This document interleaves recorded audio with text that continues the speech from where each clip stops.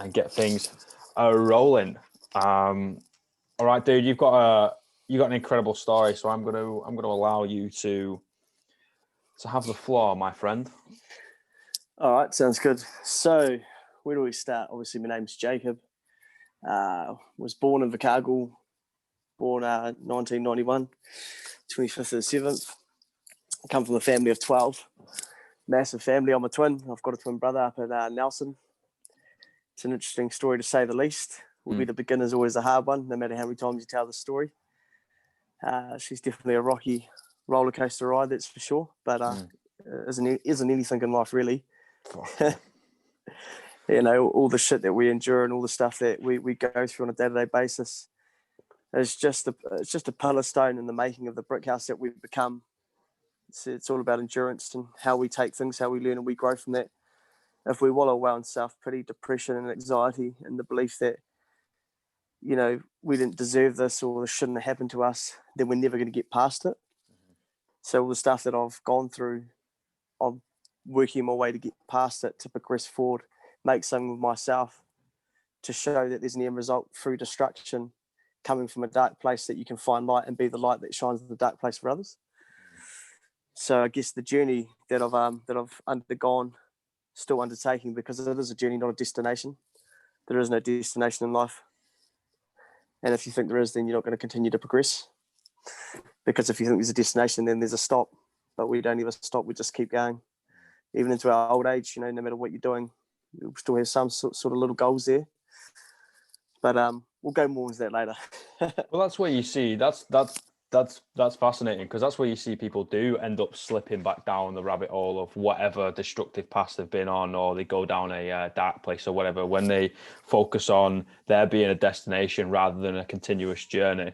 They focus on, you know, these athletes, when they do a 4-year cycle for the Olympics. After the Olympics, they're binge drinking. You've got people like, they do it for a job, a relationship, or fucking whatever. They reach that accolade, and then it's just like, what do I do now? Yeah, they reach those goals. That's why you just got to never stop having goals. Always just going, don't mate. stop. You know, you can be satisfied with your life 100%, but always have goals, whether it's small or big. You know, but it's having those smart, small, measurable, achievable, realistic goals to get you to that end result, to that main goal, whatever that might be. Everyone's different. Everyone's got their own goals. I like to compile a lot on my plate. It's like having a big feed.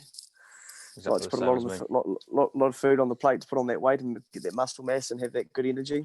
Yeah. I've recently gone vegan, actually. Oh, wow. How's that going? I've only just started the last couple of days, but the research behind it's just absolutely phenomenal. And it just the statistics around how much healthier it is for you and the beneficial factors that reside in being on a plant-based diet is insane. There's a lot of research to support that, and it just blew me in there. I watched a movie called The Game Changer, and that was sort of blew me away and led me to do more research around it, and that's why I've decided to go vegan for some massive goals I've got to try and achieve this year. Not try, I will accomplish these goals. A couple of Guinness Books World Records. Nice. What you going going for? To break. Oh, so these the most pull-ups done in a minute. I think it was 53. So the most wide grip pull-ups was 53 in a minute, and I was like, oh yeah, I reckon I could break that. So that's one of them. The four finger hold was 2 minutes something. It's another one I'm going to go for. There's a couple other bits and pieces. Just there's a few that I'm going to go break, as well as obviously doing the charity and progressing forward and other things. So I want to play touch for our country one day. Seeing as, you know, obviously in my younger years I was selected for the Junior All Blacks, but of course I was incarcerated at a young age, and then from there I got out, had a chance at rugby league, but again I was on parole, so I was unable to progress forward in that area of expertise within the sporting arena also, unfortunately. But that's the way the cookie crumbles. Got to accept it, not dwell on that, because if I dwelled on it, then I'm not going to progress forward in any other options that are there.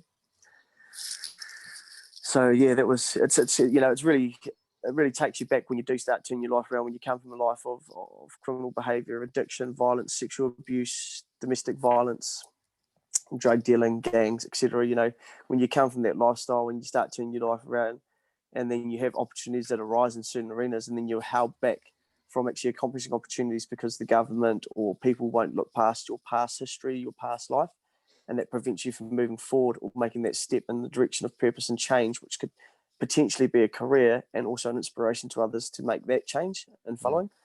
but they don't let you. So that's really frustrating and a difficult thing to get past. So you just got to really push past that in that sense and just really just build yourself back up and keep going forward, because no matter how many people shut you down, no matter how many people look at you and just see the book instead of reading the book and what's inside the book, it doesn't matter, because at the end of the day you can push past that and you can create your own destiny, and it's about what you do and how you get there. That's it, man. They judge the entire contents of the book by its cover, don't they? They see the fucking chip on the shoulder and they see the amount of past mistakes, and they're just like, nah. They just absolutely cast you aside as a bit of broken. You know what I mean? And there's always something that everyone can end up giving to other people, and I think that's why you're such an inspirational bloke, because you've said, okay, I might have come to this roadblock time and time and time again, down different roads. Be like, hey, I'm going to create something that's going to give to other people in a way that I can. And that's where the charity comes in. And I'm really interested to learn a little bit more about this, man. So talk to me about it. What's this thing that you're running, and what does it do? And like, I mean, I've seen it help people simply by just reading your Facebook stuff, and I've never actually been to an in-person thing yet. So tell me about it.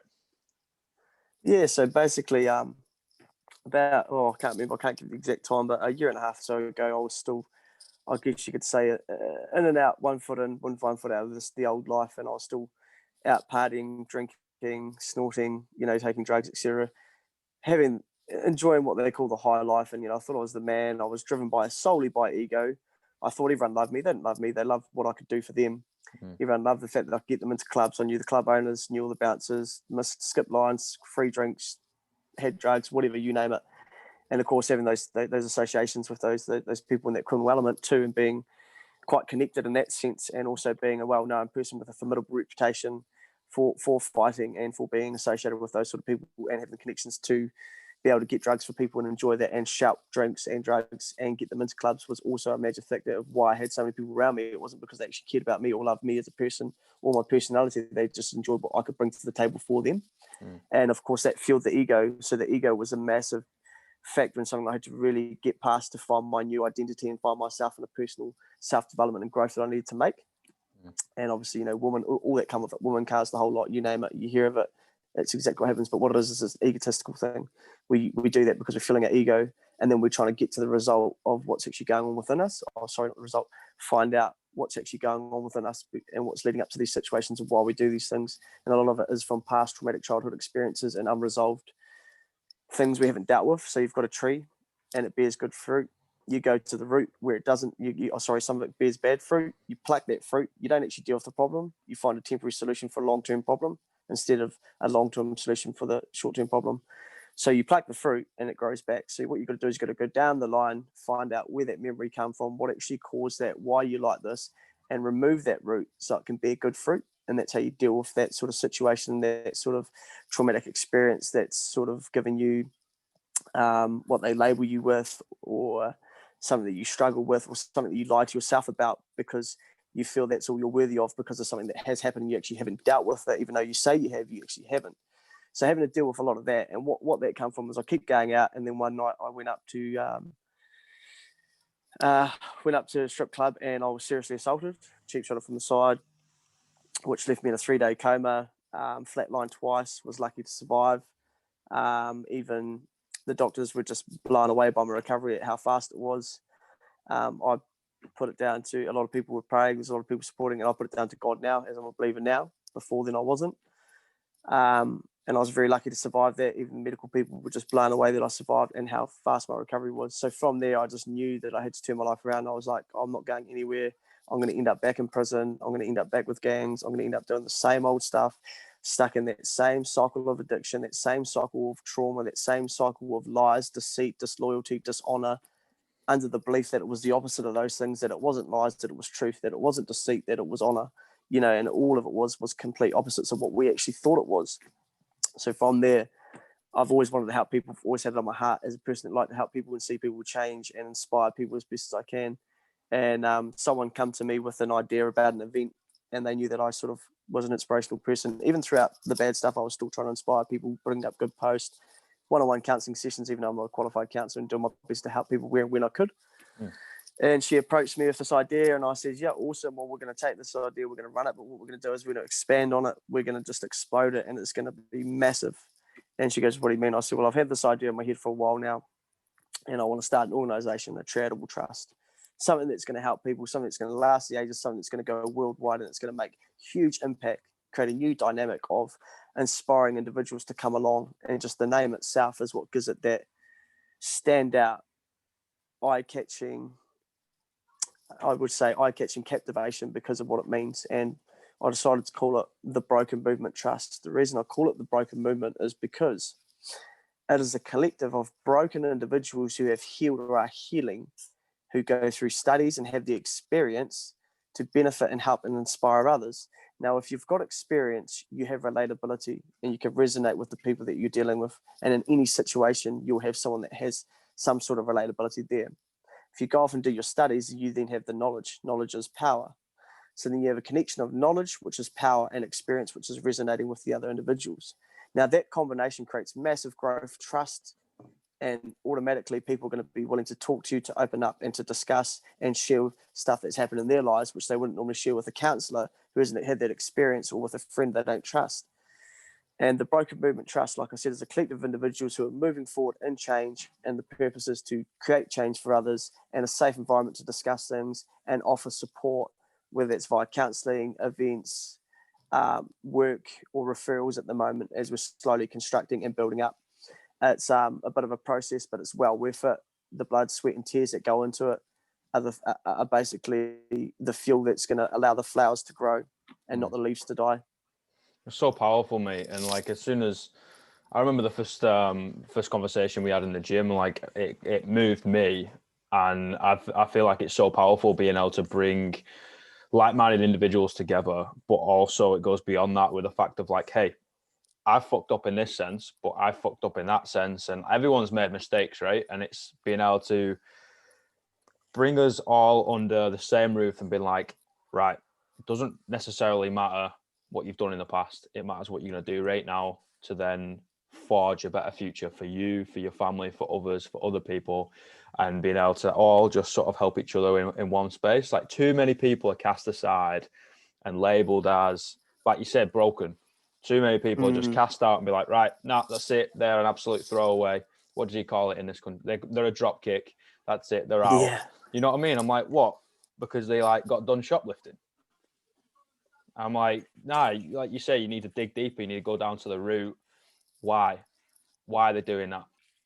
All right. Yeah. Help them out, sort it out, the solution, and then fix it, and then allow them to have a little bit of a role model and move forward in whatever avenue they need to, man. And I think it's really powerful. And I mean, I respect the shit of what you're doing, man. Yeah, absolutely. And like I said, it comes back to finding out, and like you were saying, to forge them when you find out what the root of the problem is, how you deal with that problem. Otherwise, that's the consequence of your future. Is if you're living in the past, how can you actually perform and look to the future and create a destiny for yourself that you want? You can't, because you're too busy stuck in self-pity. You're too busy stuck in your own life traps that you created for yourself, because you're living in the situation that occurred years prior. And for me, you know, like I said earlier, I come from a family of violence, gangs, sexual abuse, and drug dealing, and complete manipulation, deceit, and myself was very dysfunctional. You know, I was a very suicidal child. I was very ADHD, dyslexic. You know, for a long time, I was told I'd never amount to anything, and I've proven multiple people wrong, and to this day. And this is only just the beginning. You know, I've forgiven. The biggest thing I can actually say is forgiveness. While we're on the subject, forgiveness, is I had to forgive my parents, my stepfather, my mother. I had to forgive some of my family members. I had to forgive the people that done the things to me as a child. I had to forgive the person that beat me up, just about took my life. I had to forgive everyone, but most importantly, I had to forgive myself for everything that I've done. I had to forgive myself for the way that I've treated others. I had to forgive myself for the way that I've treated myself and the way I've misled myself. And the moment that you create forgiveness of others and forgiveness of yourself is the moment that you break those chains of despair, is the moment that you break the shackles that have brought you into a place of prison inside your mind, not just in reality, but in the spiritual realm, in the spiritual, the mental and emotional realm, as well as the physical realm. You break free of all that the minute you forgive. Because if you hold on to resentment, you're only holding on to pain. And there's that old saying, I can't remember, something about, you know, you drinking the poison and expect the other person to die. You know, if you're willing to do that, then you are dying. You are literally dying, whether it's in your physical form or not. You are dying in some way, shape, or form because you're focused on something that can't be changed. Because even if that person has done something to you or you've done something to them, they might have forgiven and moving on, but you're sitting there holding on to it. They couldn't give a flying fuck. They're not looking back going, oh, I wonder what Jacob's doing nowadays. Yeah. Oh, yeah, that bloody idiot, you know? Yeah. When I'm sitting there going, oh, I hate them, da, da, da, da. I'm planning revenge and I'm never even going to do a revenge. You know, there's all these things that factor into it that it's not going to accomplish anything. You've got to let go and you've got to forgive. I just wasn't getting anywhere in life, you know? Yeah. Yeah. I just knew that the more I thought about enemies or the more I thought about people that had hurt me and the more I thought about the struggles that have happened in my life and keep living in them, I wasn't getting anywhere. I just keep drinking and taking drugs, you know. And when I was younger, you know, I had my first shot when I was 14 years old. I haven't touched downtown, which is needles, since I was 17, just before I was 18, yeah. So I haven't touched that for 11 years. Was my addiction of choice, and you know, like I haven't had anything else for over 8 months. And coming off all of that, like, it really does impair you. It impairs everything. It really desensitizes, destroys, and impairs everything. Your thinking, your behavior, your feeling, the whole lot. And since I've been off that stuff, like I said, I've managed to accomplish a registered charity that will be fully operational within the next 6 months, I'm hoping. I'll be looking at getting a book or two published within the year, breaking some world records. I'm engaged. I'm pretty much completely out of debt, looking at also opportunities in business. I own 2 cars and a bike. And that's all legal and legit. And that's all been accomplished in the space of 8 months. And it just goes to show that if you put your head down, your ass up, and you're fully focused and you actually want something and you utilize your time to benefit you in the way that it should, you will accomplish anything that you set out to do. The law of attraction is definitely it's definitely flowing around us, you know, and they point to God with that. So obviously I'm a Christian, so I always say God. Even in the Bible I read today about it, and it actually talks about the law of attraction in the Bible, so it's quite funny that they say do it through prayer. And that's the thing, it all comes down to your focus, your belief, and feeding your spirit is most important. Because if you're feeding your spirit, then you're feeding your soul, and you're feeding your mind, and you're feeding your emotions, which then feeds your physicality. And you know, even scientists would tell you that if you put your hand under a microscope, you'll see molecules to atoms, and then what comes after that is what they believe is energy. And we're made in God's image, which God is energy. The universe is energy. The energy is God. God is the energy. God is the universe. The universe is God, etc. So that's why you've got to feed your soul as much as possible, whether that's through meditation or training. Because people are like, oh no, that's your physical. But when you're training, it's not just your physical, because afterwards you feel so good. Like, you can sit there and tell me, oh, I had a good pump on, and you feel nothing else. I mean, I go in there, get a good pump on, look at setting some records of personal bests, and I come home and I feel absolutely drained. But man, my spirit's alive. My mental state is very aware and like, I accomplished that today. I'm stoked. What else can I do? Right, I'm going to read a book on personal self-development and growth, or I'm going to actually push myself and do something else, or I'm going to go for a bit of a 5K run, or whatever. You know, it's all about finding those things that are useful for you and going to be beneficial for your self-development and your growth, because you have to practice what you preach. You can't be a hypocrite of what you're trying to teach, because you'll get found out and you'll get caught out. So you've got to be the best of your abilities and be the role model that you choose to be and stick to that. And that's why I decided to go clean and sober, because for so long I'd been this role model to people, but I've been a hypocrite too, because I was out there doing things that I told them not to do. Yep. And that's the other thing. I had to stand up and be like, bro, like, the fuck are you doing? You know, you're setting an example, people. You're meant to be a role model and a public figure, but you're out here drinking, taking drugs, and sleeping around constantly. You can't even hold down a relationship. You can't even be a good father. You can't even have the money to survive or sustain your living abilities, because you're no longer drug dealing. So you're just living off.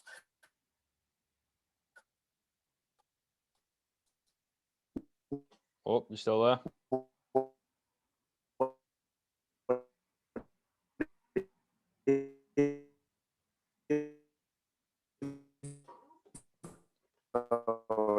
Benefit. You still there, lad? Yeah, good. Yeah. Good. All right, perfect. Just had a little bit of a glitch, but we're fine. We keep rolling. We no Keep editing. rolling. Mate, it's everything's real. Like I'm a fucking transparent bloke. I don't do any of this like touching up Photoshop bullshit. But something that you mentioned, it really made me think of a really good mate of mine and someone I look up to really like a lot.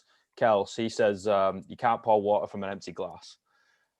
And it's all about, granted, you want to give so much to other people, but if you're not doing things to set yourself and feed your own spirit, like you say, you can no longer give to other people, and that's when you become a little bit of a hypocrite. That's when you start, slipping up and things like that. So what are the go-to things for yourself? I know you mentioned before I clicked that button of the old recording of like a little bit of a routine in the morning, but what is it that like feeds your soul? What pours water into your cup, lad? So with the water in the cup thing, or everyone, I know a lot of people use it, saying I use it too, and I love it. Have to admit, but I will say now that I don't feed people from my cup when my cup's half full or full. I feed people from my cup when it's overflowing, so that way I'm always at full capacity. And that for me is one thing that I've learned along this journey, and one thing I'll continue to maintain now that, people ask me for money or help, and I'll say, hey, listen, bro, I've actually got this, and this on, but I'll be there whenever I can be. Mm-hmm. And when the charity grows itself, I can, have other people that can help with that, and then that will be a bit of support for them. But if you're pouring water from a cup that's overflowing and you're always full, then you're always in the right space to deal with people. But I like it. Yes, yeah, it's absolutely. So I guess for me, the routine is it. We're saying the routine in the morning. Yeah, whichever one. Like, I know you like getting up and sort of owning the day too, like a little bit like myself. But some people, read like some sort of stoic thing. Other people do, they go swim in the sea. Other people meditate. Like, it's all about individualized and something that gives back to you and makes sure your cup is overflowing, right? So, what is it that you end up doing? Absolutely. So first thing is I get up, my partner gets up, she goes to mahi, goes to work. I get up and I just come straight downstairs, fill up my water bottle and make sure you purify the water because you just can't trust the water nowadays, guys. That chloride, bloody, and the fluoride and all that. Mate, I'll just put a new purifier in the other day. I'm all about it. I love the water. And I just start smashing back waters while I have a training session. And I've only just started getting into the new routine this year. But I get up and I do 4 sets of 30 on basically every muscle group, just about. So I'll do, 4 sets of 30 on my tries, sometimes buys. I'll do my abs, I'll do my legs, and I'll do, what else is it? Abs, legs, tries, buys. I've got it up here, I'll have a look. Write it down so it's easier. So yeah, I've got that. And then I have my dips and my squats, and then I'll do 3 times the ab wheel. And then I'll have breakfast and a shake with that. And during that time I'm having breakfast and a shake, I'll read my Bible. And then depending on the time, I'll probably watch a quick motivational speech or look up something that's going to be influential to me or a bit of knowledge that I don't know what I can gain. And then I'll start assessing the day and planning the day. And also a cold shower doesn't go amiss either. And that way it sets me up for a really, really, really good day. And obviously the cold shower, you can look it up, Google it, tells you how good it is for you. Really wakes you up, really gets your heart elevated, gets everything going, and it's really beneficial for you. And they reckon warm shower at night because that's what's going to help you sleep better and relax the muscles. So in the morning, cold shower, get up, you're on fire, you're ready to go. At night, when you're ready to have a sleep, have a nice warm shower, stretch out the muscles, they get relaxed, go to bed, sleep, see ya. And then whatever the day brings, whatever the day shall bring. And in between that, I like to have another train, go to the gym. And I go with multiple different people by myself. Everyone's trying to train, and I just say, hey, look, if you're not there on time, it's not a problem. I've got my routine, my structure. I've got to stick to it. It's important to have routine and structure, I think, in life because that's what's going to help with your mental health. In fact, it's actually statistically proven that it does better your mental health if you have structure in your life because you're not all over the show and you know what's going on. Same with people with anxiety. It's real bad for them, but if you've got structure, it really helps alleviate that. I think we're men too, man. Like, I think with the male mind, the more people I speak to, like, ladies are incredible, dude. Like, physicality as in they can actually birth fucking human beings, and also their fucking mental state, like they are more resilient than people give them credit. But however, like, go to the other side of the fucking thing, like blokes. I've found that blokes need a routine. They need the structure. They need something to keep them on the fucking straight and narrow, bouncing in between two very, very narrow walls. Otherwise, like, you know, all these like fucking girls, gambling, drugs, fucking whatever. Like, Just creeps in. it creeps in, and then the mind ends up getting sort of infected like too easily. It's too easily persuaded to go down this avenue, that avenue, put a finger in every pie. And it's like, nah, for a bloke, I seriously do believe with everything I fucking am that you have to like squeeze yourself in between two solid lines and be like, right, if I stick between here, I'm going to be a good person. I'm going to help the people around me. And obviously I'm going to, and then lead from the front and go forward. And I'm not going to end up creating destructive habits. Yeah. Crazy. Absolutely agree. Yeah, those destructive patterns are so easily, and even when you leave that life, you can easily fall back into it. Yeah. And there's another saying that, you know, when you're working with someone, it can take years to pull down the walls of a broken individual and really get to the root of the problem and heal them and create trust, because they're broken with abandonment issues, mistrusted issues, or unrelenting standards for progression to be successful. So it might take years to break those walls down, but the minute you fuck it up, it takes seconds to put them back up. That's it. Seconds to put them back up. And it's maintaining that integrity of what you've got to offer and actually having that compassion and love, because love is grand, man. Love is grand. Love is the single most powerful word, meaning, feeling, spiritual sense. Universal language, right? Like everyone understands it. Language. Everyone feels it. Everyone understands it. Everyone can see it. Like, it's not like this tangible thing, but everyone fucking understands it. Yeah, and love is a cure. Love can cure so much, because there's so many different sectors around what love actually is and what it connects to, whether it's family, animals, people, relationships. You know, and sometimes people that come from a broken home, all they want is a loving family. And if you know, and sometimes that loving family doesn't have to be blood. You know, there's all those sayings around blood. Was it blood's thicker than water? True, but then it says, you know, blood makes you related, but loyalty makes you family. You know, and sometimes it's all people are looking for, because their families are so broken, or they're betrayed by their families or abandoned by their families, that they're actually searching for a family, one they can actually live out their days with, or even a friendship or a fellowship. You know, and that brings me back to relationships. Relationships are hugely important in life. Everything is created since day one. Since the minute you're born around relationships, you have a connection with the doctor that first removes you from your mother. Instantaneously, that connection is a relationship. So from the minute you're born to the minute you die, everything is a relationship. You know, with your spiritual sense, whether you believe in God or Buddha, you have a relationship with your God, or with God or with Buddha. Whether you have a relationship with your partner, whether you have multiple relationships throughout your life, you know, everything can be grown or broken in a relationship. So same with fellowships, it's a relationship. But if you connect with the right people who are on the same path as you, who have the same set of goals and inspire you, you're more likely to succeed also, because it's planting those seeds in your mind, and you're hearing what they're doing and you're associating with them, and they're doing what you're doing. Together, you climb the tree together. Now, the problem with this country is there's too much motherfuckers that have this poppy syndrome shit. You know, they sort of love seeing people grow, and the minute they start growing, they love to chop them down, let them land on their fucking head so they can't progress. It does my head in. Like, man, support one another. Do you know how much beauty is in this country and how much potential resides in this country? And even in the prisons, the bloody potential in there is insane. It's magnificent, in fact, whether that's through training, sports, singing, bloody drug dealers that are really good, could be massively awesome accountants and businessmen. It's insane, but not just but in New Zealand in general. If we actually come together and we support each other instead of pulling each other down, the possibilities are limitless. It's endless of what we can accomplish together. But too many people want to be the number one. Too many people want to strive for the position and cut everyone out of the picture along the way. Whereas I'm like, no, I want to grow up all my brothers. I want to see them all come up. I want us all to be lifted up. I want everyone to be able to be successful, everyone to have a piece of cake, and everyone to do well. It's feeding that ego, isn't it?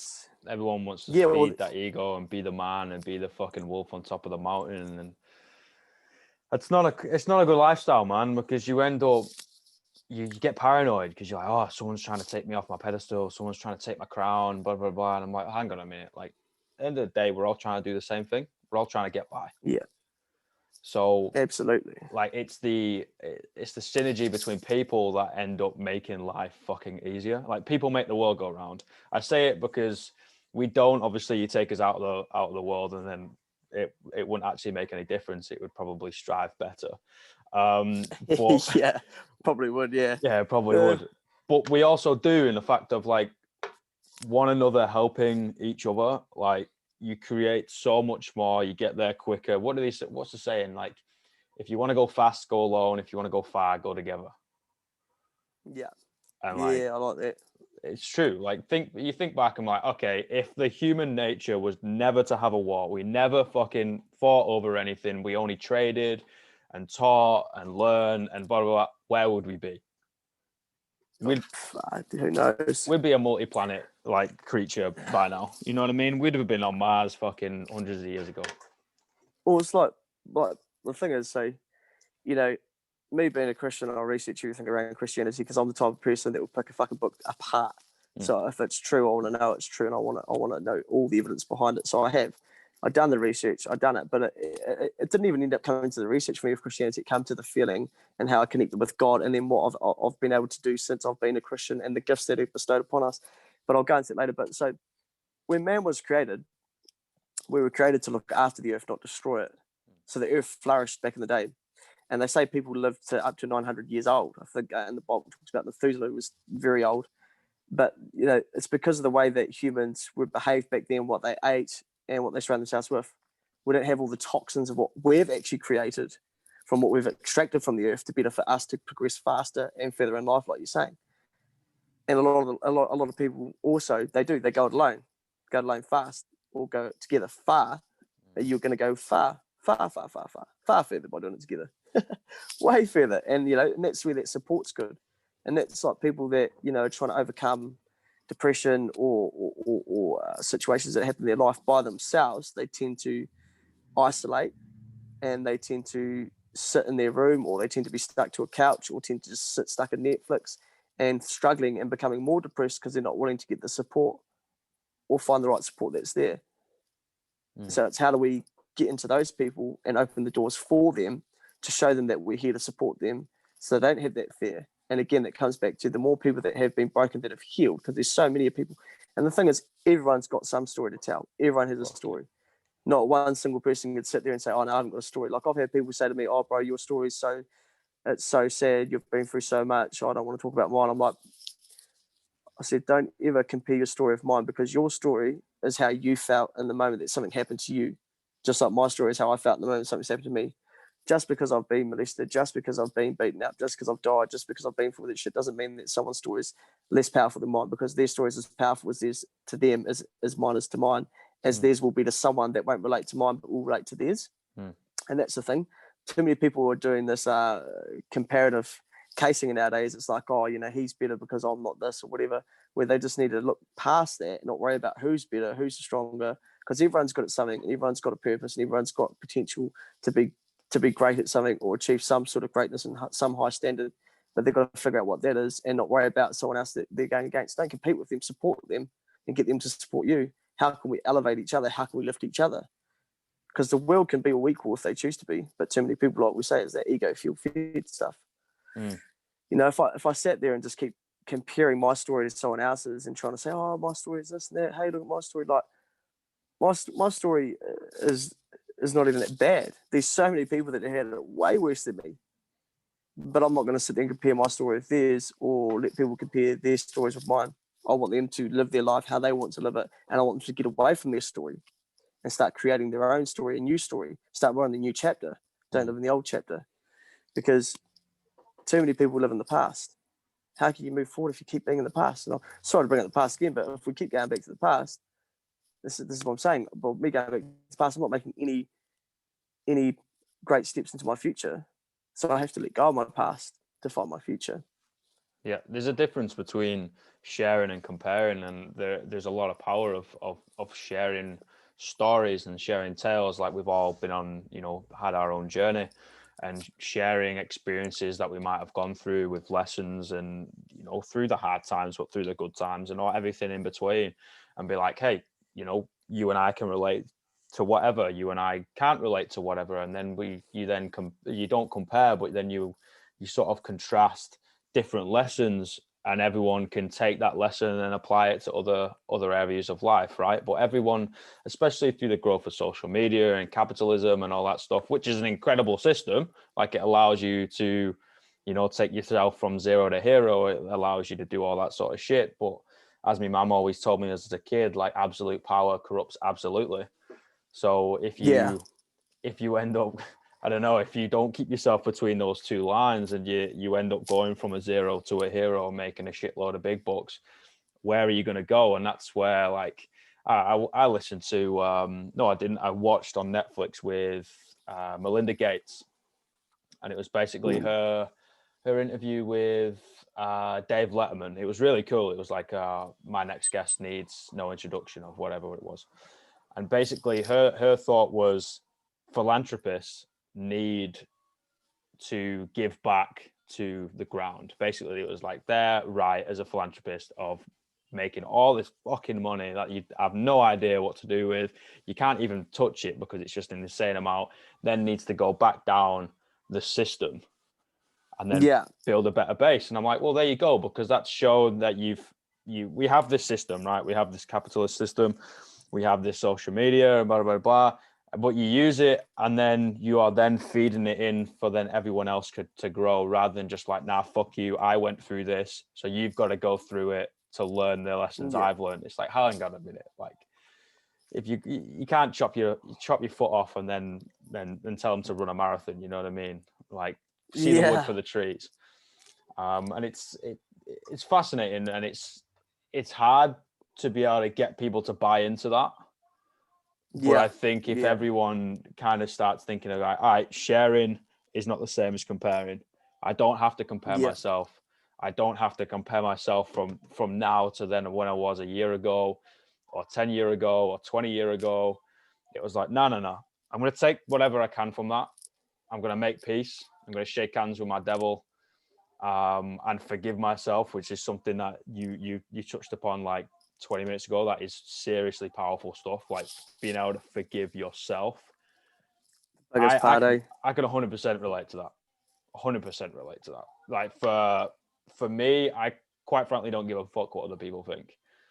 But it's the conversation you have between the four walls of your own mind, and being able to shake hands with yourself and be like, okay, you've done this, this, and this. You might have learned this, this, and this, or chipped up here. Let's move forward now. It's hindered you a little bit too much now. All right, enough's enough. Time to break free of it. Time to break free, 100%. That's it, bro. Like, if I go through everything, like, the first time I tried to commit suicide, right, I was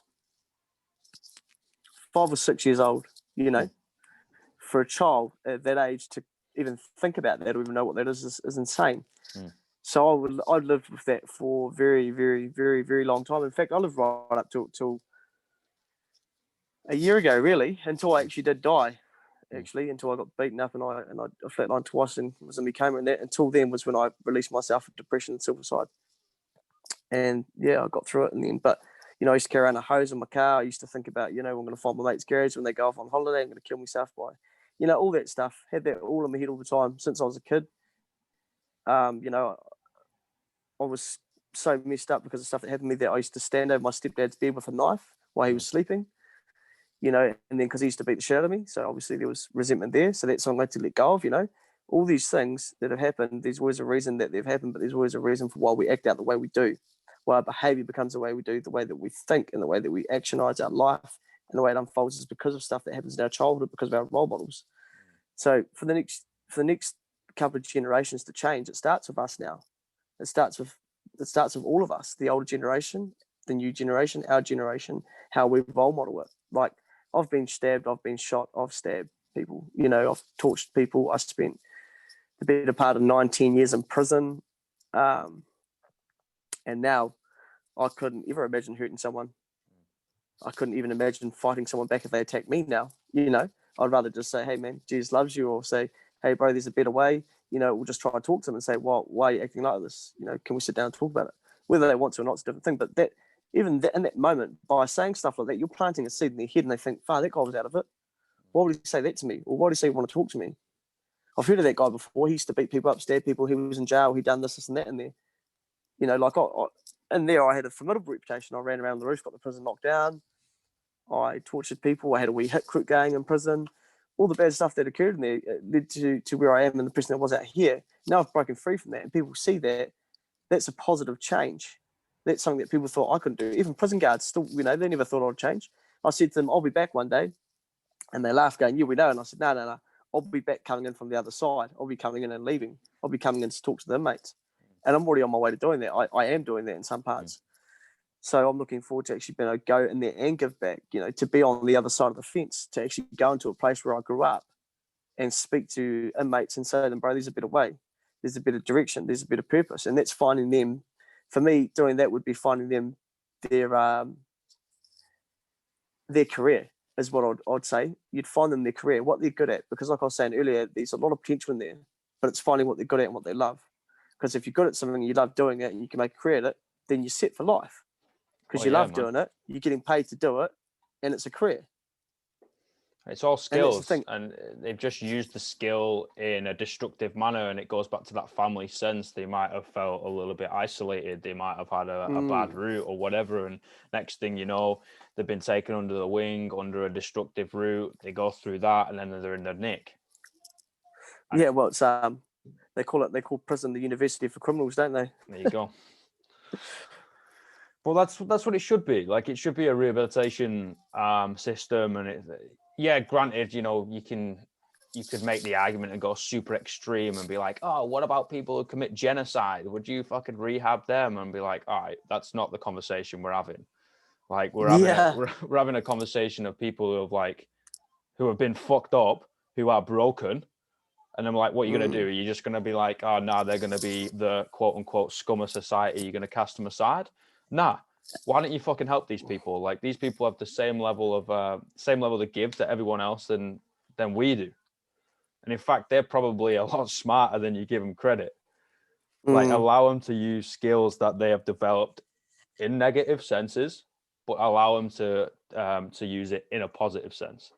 And you mentioned about being able to break free from all those past experiences and all those past mistakes and failures. That's the most fucking powerful thing. Yeah. That is absolutely seriously inspiring. Like, being able to just be like, "You know what? Yeah, I'm done. And I forgive myself for it. And now I'm going to go show myself and the world what you can do when you put your mind to it and be like, nah, I've shook my hands myself. It's done."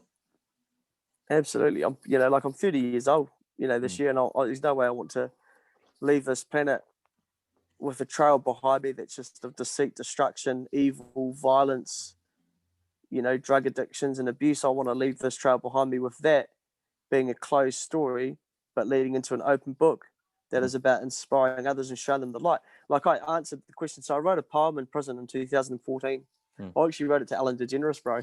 Hey. Yeah, no, I wrote a couple of letters and a couple of poems. Nice. I thought, it'd be cool to get, in touch with her, because I used to watch her when I was in prison, because, not much on TV and that would come up, and I actually enjoyed it. And I thought, oh, she's quite cool. So I thought I'd write her a wee letter, see if it got there. Might have. If it did, they didn't reply, but that's because she'd probably get heaps anyway. So this poem that I wrote, I called it A Lost Soul. And I believe every single person that has lived, is living, that will live, will ask themselves these questions at one certain time or point in their life. And not only can you relate jail to a concrete jungle, but the world in general and your mind is a concrete jungle in some senses. It's a jail of its own. And it goes, what am I meant to do and where am I meant to go? Why does it have to be this way and who am I meant to show? It seems like by myself, I'm always hiding on my alone. It's a cruel twist of fate and it chills me to my bones.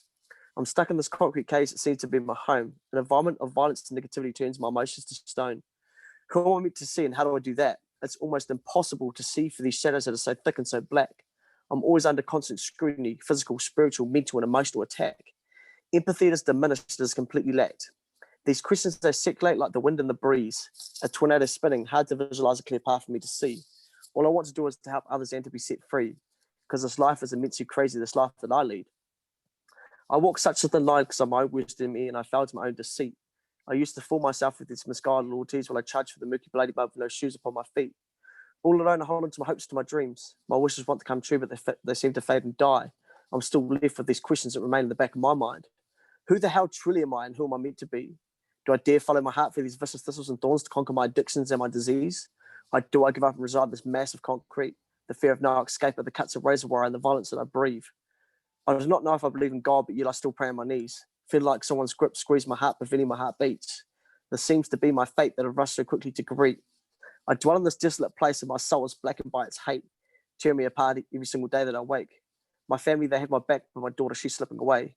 I'm trying to fight for my life, but it seems I'm losing day by day. The more my friends and family die, the more I do lose faith. And redemption is but a small speck in a distant galaxy where I attempt to gaze. This battle is far from won, a war that has not yet been undone. No relief, just pain, for it makes me cry and I bleed, I fade, I hide. At times it's hard to talk or walk or float or fly. It seems I burn, I sin, I fly, then fry. This pain is real and it makes this man die. My past and present always haunting me, a broken world crumbling and fried. Hard to rejuvenate the energy that's there, it's so exhausted, it's so deprived. Hope and opportunity and help's what I need. That's why I reach out to the universe, to the galaxies, to Earth, to humanity, to God, to anybody, to somebody. So won't you please help me, a lost soul? Written in 2014, Te Arahu Hut Units, Papara Men's Prison. Hallelujah. Hallelujah. Yeah. That's beautiful, man. That's beautiful. And yeah, like I think back to everything, you know, and I've answered a lot of those questions now, and I'm living proof that you can break free of all that stuff. And like many others before me and many others after me are living proof that we can get through it. But it's about coming together in unity and unifying and constructing something together like the Broken Movement Trust, a charitable trust that will go worldwide, and connecting people, referring people, programs, events, courses, how we can utilize it and grow together to benefit those that are in need, especially those that are yearning for the change, those that need the change, those that need this trigger to create the change in their mind, the 3 C's that will be able to create that growth. Catch the thought, challenge the thought, and change the thought to progress forward and move forward in life. They can do it. I can do it. You can do it. We can all do it. The power resides in each and every single one of us by not giving up, not quitting, never throwing down, and just always getting back up, wiping off the dust, because we are indestructible in our own right. And we can do anything, and we have the power within ourselves to do that. It's within our souls, it's within our minds. Just having that motivation, devotion, consistency day to day, getting up and doing it even when you feel like you can't or you don't want to. You actually can and you do, so do it. And that's what it comes down to. You know, the people that I've lost in my life, like when my cousin hung himself in the cell above me, one of the most traumatic experiences in my life, and me even being more depressed in that moment. When my brother tried to kill himself, you know, all these bits and pieces are pieces of the puzzle to my story, to what I'm creating, to who I'm becoming, but to what the trust is going to be to help others so that stuff doesn't happen. So we can catch it before it happens and prevent the traumatic experiences, creating memory blocks, creating messages that are going to the brain to cause behavioral patterns and issues that are destructive to the people's future. How we can stop that, change it, convert it into something glorious and beautiful for humanity. 110 fucking percent. And I genuinely believe a thought that you just gave me as you're reading out your poem was prison isn't a physical thing, it's a symbol. And people can be in prison and walking out on the fucking street, and mainly because no one actually speaks to one another and gives and shares and all these things. Like, they just allow them to just wander through their own prison. And it's by sharing and by helping one another you end up breaking those shackles that you've either put yourself in, someone's put you there, experience, you've just been dealt a bad hand, or like all of them combined. Like, people who walk the fucking street, who are struggling in their head, should be sort of, what's the word? Treated in the same way as people in the bloody cell. It's the same thing. Yeah. It's exactly the same thing. It's all it is misguided energy down destructive patterns, or something that's miswired and gone down the wrong way, and lack of guidance and lack of role model. And then you think you're on your own, and you either feed the ego beast, you feed the bad wolf rather than the good wolf, as Matthew McConaughey says. Like, yeah. Fucking bring us together, unite. We're all one race, right? It really pisses me off when people use ethnicity as a race. And I'm like, no, we're called the human race, pal. Like, it means there's fucking humanity. one of us. Like, if you want to class us as race, then you would class bloody chimpanzees or monkeys or orangutans. Like, that's a different race. Yeah, That goes down a different path. We're human, absolutely. Yeah, so we're all the bloody black, same. white, Asian, we're all the same. All the Doesn't matter. fucking same, man. And the DNAs and the statistics, all the scientific proof and evidence actually shows that we are all related in some way, shape, or form. So, yeah, just because we're different colors or got different size eyes or whatever that might be, doesn't make a difference to what we actually are. We're all blood, flesh, and bone. At the end of the day, we're all spirit. Something that really opened my eyes and really made me look myself in the mirror and be like, okay, this is an avenue you're really going to drive behind and try and help people in the whole of the mental health realm. Is like, obviously I'm not from New Zealand, right? I'm from the other side of the world, and this like this concrete jungle, this like rainy, freezing cold part, like in the north of fucking England. And I come over here, right? And people back home idealize this place, and it's just be like, this is a slice of heaven given down to earth, and everyone roams it is a fucking angel. They're incredible at sport. They're all legends. They're all easygoing. You know what I mean? It was all the stereotypes. And I get over here and I start chinwagging to people. I start talking. I start living life. You open your eyes. You see how society actually evolves and works around each other. And you're like, what the fuck? You lot struggle with exactly the same struggles and exactly the same things as we do back home. And I'm like, hang on a minute, but you have all this, but there's a beach 20 minutes, but there's like sun like 300 days a year, but it's not like freezing cold. There's more money knocking around. You're just like, I don't understand. And then you're like, it's not the physical stuff that makes people struggle, makes people go down that hole. It's all the shit that's knocking around in their head. We're all the same. Yeah, absolutely. We are all the same. I can't wait to see where this trust goes, mate. It is only a matter of time before it goes worldwide. I will put that on record. Yeah, there's some big things in the making that are going to happen. Got some right people to get on board and just progressing forward with it. Yeah, and like you said, bring it back to it's the mind and the spirit. If you can heal the mind and the spirit, man, you heal yourself. And it comes back to forgiveness. It's one of the biggest key factors that I always talk about is forgiveness of yourself and forgiveness of others. Because when you forgive yourself and you forgive others, that changes everything in your mind and in your spirit. Because a lot of our issues are from not forgiving others or forgiving ourselves or holding on to things because we can't forgive others or forgive ourselves. And like, honestly, there's just too much to live for out there. And life is short, even though it might seem long at the time, it is so short. And it's up to you to do what you want with it and find your purpose because we've all got one. We've all got one. And yeah, like you said, bro, I completely agree with you. We are all the same. And yeah, I've heard the stereotypes that New Zealand's like this and that. I will say that everything that you described, I mean, absolutely stunning and handsome myself. I will take that one. Yep. Really, really good at sports and stuff like that. I'll also take that one, A+. And yeah, I'll take all of that. All these stereotypes about New Zealanders, you can just lay them on me right now, right here. Yeah, love it. Nah.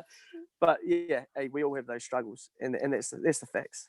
And you know, they say that what was it 1% of the world are the ones that make the most money and make all the money go around. And as you say before, if these, excuse my language here, these fucking pricks actually just give the money back, and put it back into the economy and everything else where things are failing, like who cares, bro? You know, like Bob Proctor, how old are you? You're bloody 90 and you're the second or first most richest man in the world. Like, what are you going to do for all that money, bro? You're going to die soon. Just give it away, bro. Stop being a cock, excuse me, language, but it just frustrates me to think that you could have $1 billion in the bank and you don't actually need it when you could feed that down into charities. I'm not saying my charity, but feed it down to charities that are going to help people or organizations that are going to help people or back in the economy when they need it. Make all the difference in the world. Don't be selfish. Yes, you might have worked hard for it. You know, that's cool. And I'm glad that you worked hard for it. And yeah, you've got the knowledge. Well, mentor people, give that knowledge on and give the money away. You don't need that much. If I had $1 billion, mate, I'd give most of it away straight away. I don't need that. The thing is, like, if people don't want to give the money away or whatever, go and do the change. Go and physically go do the change. It's why it pisses me off because you'd see it all the time. It would air in like it would circulate on the new UK news like annually, where it'd be like, oh, give money to starving children in Africa. I'm like, first of all, there's fucking starving kids in our own country, so you got to sort your own shit out first. And I'm like, second of all we do is plow pennies into this pot, right? And we have no idea where it goes to. I'm like, look, if you've got a bit of expendable income, oh, you still there? Yeah, you're still there. Legend. If you've got a bit of expendable income, right, and you're just gonna like willy-nilly just throw it away and don't care about the actual change, get on a fucking flight and go build the bloody house yourself. Like, go actually speak to people, go help them, go offer some counseling, go fucking volunteer, go build the house. Like, actually do the change. I think people, you know, by saying something, by slapping it on a bloody Instagram story is just like, oh, that's good enough. I'm like, look, it's actual physical change that makes change. It's not thinking about. Don't say you're the change. Be the fucking change. Be the fucking change. Yeah, 100%. Yeah. But that went down a bit of a rabbit hole. That pissed me off since no, it's good though. Yeah, I love it. But you're right, bro. Like, you know, the thing is, you know, all these big, you know, like the was it the Leonardo DiCaprio's, the Acons, the ones that are actually known for very charitable hosts. You know, they actually do it themselves now. They don't give money to these charities because they don't know where the money's going. They've gone and made massive improvements in countries because they've gone there themselves and done it themselves with their own money, as opposed to just giving money through other organizations to do it, where the money didn't end up going all there because they probably stole some of it, whereas they would have done it themselves and accomplished far more. But that's right. You've got to, like, you know, look, like I look at New Zealand.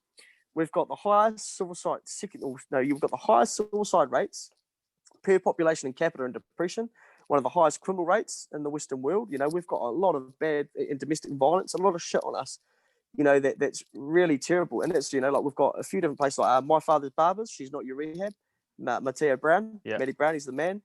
You know, they run that, and that's a massive thing for domestic violence. And these other organisations like that, you know, we're hoping, you know, to bring organisations together to target everything, grow, and see how we can unify and destroy and deplete it. You know, just drop these numbers because it needs to be done. It's just no good.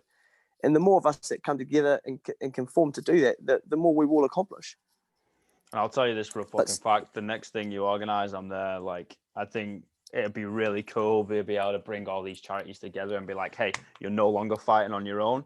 Granted, we're tackling different things, but we're all tackling problems full stop. So we're all fucking in it together. We're all working hard, and we're all going to change for the better. You know what I mean? Absolutely. I'm there. We're all, yeah. It'll be awesome. Yeah, be definitely running some stuff this year. That's for sure. I've got some ideas get some stuff going that I've been meaning to message you. I won't put it obviously on the old podcast because it needs things ironing out. But I'll flick you a message when we're done, and we'll definitely get to it this year. Absolutely, bro. It sounds good to me, and we'll connect and get stuff done. Yeah, 110%, mate. Like we said, it's all about actually being the change and making it happen. Like I always say, like, my home's my two hands. Like, it's the only thing I trust, because it's like, if you're gonna do something, mate, fucking do it. Like, actually make the change. I'm a physical guy. Like, I like to be active and blah blah blah. You know, blue collar upbringing and that. So I'm not going to be sat around with my fingers pointing, go, hey, go do this, go do that. And I'm like, nah, fuck that. I'm going to go out on the floor and I'm actually going to go make the change. And if you want to do something, like, just go bloody do it. So if people want to find you, where are you going to send them? So if you want to find me, just go to www.thebrokenmovement.org, or just go to the Broken Movement Trust on Facebook. Find us there, or Instagram. And also, if you need to and you're really reaching out or wanting help and you can't get through on the pages, which you more than likely can, you can just look me up, Jacob Leo Skilling, Google me name, all sorts of stuff comes up, bad and good. And obviously even a bit of the male modeling I did before I had the beard. Nah, legit. But yeah, so those are the places you can best catch it or catch us. We'll be running events, probably 2 events sometime in the next 3 to 6 months. And we'll be going live with all of those on all platforms and supporting different organisations and looking at doing a Shave It All for kids cancer and doing a fundraiser for that coming up in the next, hopefully, month or 2. Powerful, mate. So powerful. I really appreciate your time. I really appreciate your honesty. And I mean, I'm fucking inspired. I'm fired up. I mean, I think everyone's fired up for this year, mate. Like, especially after 2020, you know, people are a little bit sick and tired of kind of eating shit and they just want to hear some positive things. So like we said, let's go out and let's go make the change in the world that we want to see. Absolutely. And there's always positivity coming our ways from me and you. So hit us both up. God Always, bless. mate. Always. Again, thank you so much. Appreciate everything. And I'll chat to you soon. All right. Cheers, bro. Peace and Take love, care. man.